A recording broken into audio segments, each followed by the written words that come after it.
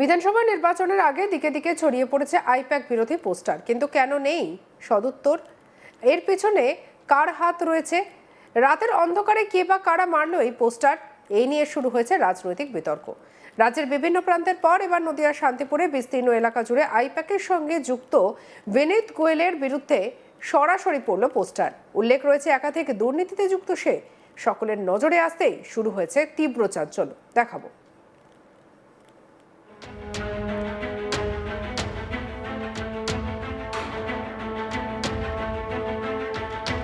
যদিও বিজেপির দাবি বিধানসভা নির্বাচনের আগে টাকা নিয়ে টিকিট দিচ্ছে আইপ্যাক, এটা অন্য কিছু নয়, তৃণমূলের গোয়াল ঘরে গুতোগুতি। তৃণমূলের সংগঠন বলে কিছু নেই, বিভিন্ন লোক তৃণমূলে উড়ে এসে জুড়ে বসেছে। কি বলছেন বিজেপি নেতা সুব্রত কর, শুনবো। দেখাশোনা করেন, সেটাই ওদের আইনটিটিউশন নেতা তাই বলছে। এটা হচ্ছে একটা গোয়াল ঘরে গুতোগুতি, এ নিয়ে আমাদের কিছু বলা ঠিক নয়। আইপ্যাক সংস্থাকে প্রথম কথা নামাতে হয়েছে কেন? আইপ্যাক অনেকদিন ধরে রাজনৈতিক সহযোগী হিসেবে কাজ করছে, খুব সত্যি কথা, কিন্তু বুথ স্তর পর্যন্ত নামিয়ে কে ক্যান্ডিডেট হবে সেই জায়গাটায় নামাতে হচ্ছে আইপ্যাককে। তার কারণ হচ্ছে তৃণমূলের সংগঠন বলে আর কিছু নেই। তৃণমূল গোষ্ঠী কোন্দলে জর্জরিত একটা দল, 4-5টা করে গোষ্ঠী, বিভিন্ন লোক উড়ে এসে জুড়ে বসেছে তৃণমূলের মধ্যে। পুরনো যারা রক্ত ঘাম ঝরিয়ে তৃণমূল কংগ্রেস তৈরি করেছে তারা কেউ নেই। খুব সঙ্গত কারণেই এদের নিজেদের একটা গোষ্ঠীদ্বন্দ্বে পরিণত হয়েছে। তারাই অভিযোগ তুলছে টাকা দিয়ে টিকিট নিতে হয়। এই জিনিস তো কখনো দেখা যায়নি। আসলে মূল উদ্দেশ্য এদের রাজনীতি করে মানুষের সেবা করার উদ্দেশ্য নয়। উদ্দেশ্যটা হচ্ছে রাজনীতি করবে, টিকিট নেবে, নির্বাচিত জনপ্রতিনিধি হবে এবং তোলা তুলবে, মানুষকে ঠকাবে। এইটাই হচ্ছে মূল উদ্দেশ্য। এর বাইরে এদের কোনো উদ্দেশ্য কাজ করে না। ঠিক সেই কারণের জন্য টাকা পয়সার লেনদেনজনিত কারণে সমস্যা হচ্ছে। এবার কেউ হয়তো সেটা নিয়ে প্রকাশ করতে চাইছেন।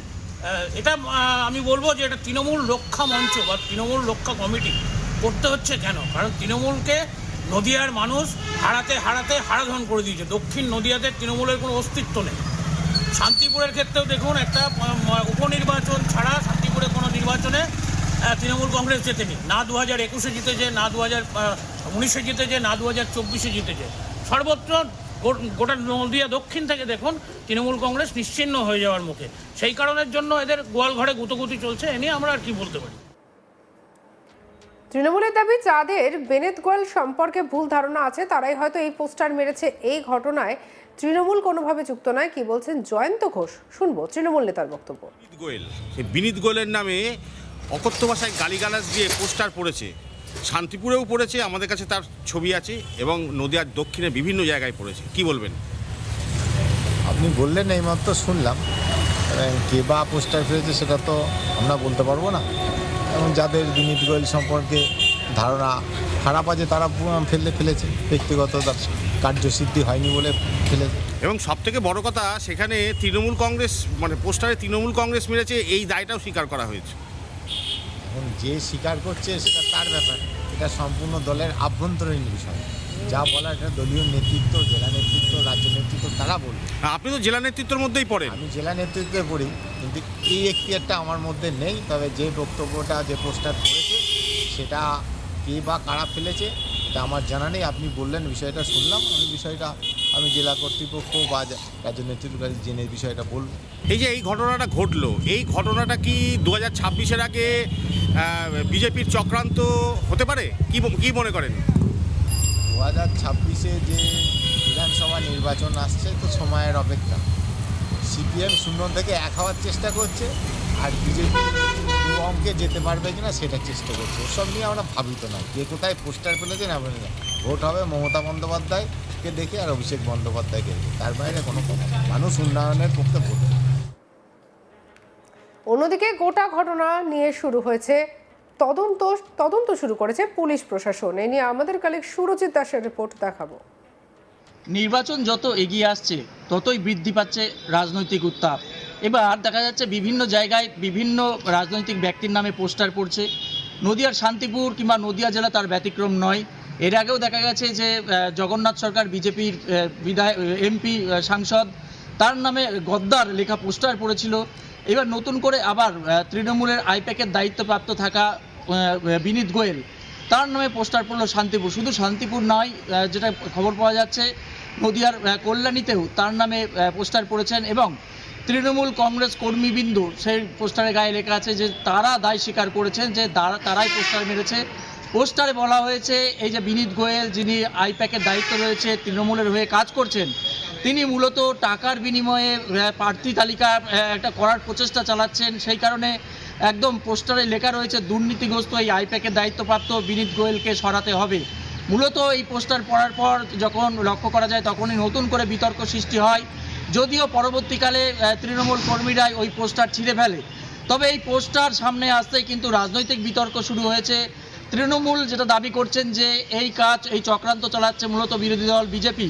তার কারণ তৃণমূলের মধ্যে কোনো গোষ্ঠীদ্বন্দ্ব নেই, যত ভোট এগিয়ে আসবে, যেহেতু রাজ্যে আবারও সরকারে বসতে চলেছে তৃণমূল, সেই কারণে বিজেপি কিন্তু এই রকম নোংরামি একটি রাজনীতি করার চক্রান্ত প্রক্রিয়া চালাবে। তবে বিজেপির পাল্টা কটাক্ষ যে এটা গোয়ালে গণ্ডগোল, অর্থাৎ টাকার বিনিময়ে এটা পরিষ্কার হয়ে গেছে যে আইপ্যাক টাকার বিনিময়ে কাজ করে। না হলে তৃণমূল কংগ্রেস এত একটি বৃহৎ দল, তারা সরকার চালাচ্ছে, তাহলে কেন সংস্থাকে বাড়তি করে রাখতে হলো, কেন সংস্থাকে প্রয়োজন হলো? অর্থাৎ এখানে সুস্পষ্টভাবে তারা বলছেন তৃণমূলের ভেতর যে গোষ্ঠীদ্বন্দ্ব রয়েছে সেটা কিন্তু আইপ্যাকের ভেতর এখন কিন্তু সুস্পষ্টভাবে বোঝা যাচ্ছে। তার কারণ তারা দায় স্বীকার করেছেন যে তারা এই পোস্টার মেরেছেন, অর্থাৎ তৃণমূলের যে গোষ্ঠীদ্বন্দ্ব সেই গোষ্ঠীদ্বন্দ্ব আবারও প্রকাশ্যে এসছে। অন্যদিকে ভোটের আগে এমন ঘটনায় স্বাভাবিকভাবেই ছড়িয়েছে চাঞ্চল্য। কে বা কারা রাতের অন্ধকারে পোস্টার মারলো তা নিয়েও উঠতে শুরু করেছে প্রশ্ন। কি বলছেন বিজেপি নেতা, শুনবো আরো একবার। দেখাশোনা করে সেটাই ওদের আইডেন্টিফিকেশন নেতা তাই বলছে। বিষয় হচ্ছে এটা গোয়াল ঘরে গুটোগুতি, এ নিয়ে আমাদের কিছু বলা ঠিক নয়। আইপ্যাক সংস্থাকে প্রথম কথা নামাতে হয়েছে কেন? আইপ্যাক অনেকদিন ধরে রাজনৈতিক সহযোগী হিসেবে কাজ করছে, খুব সত্যি কথা, কিন্তু বুথ স্তর পর্যন্ত নামিয়ে কে ক্যান্ডিডেট হবে সেই জায়গাটায় নামাতে হচ্ছে আইপ্যাককে। তার কারণ হচ্ছে তৃণমূলের সংগঠন বলে আর কিছু নেই।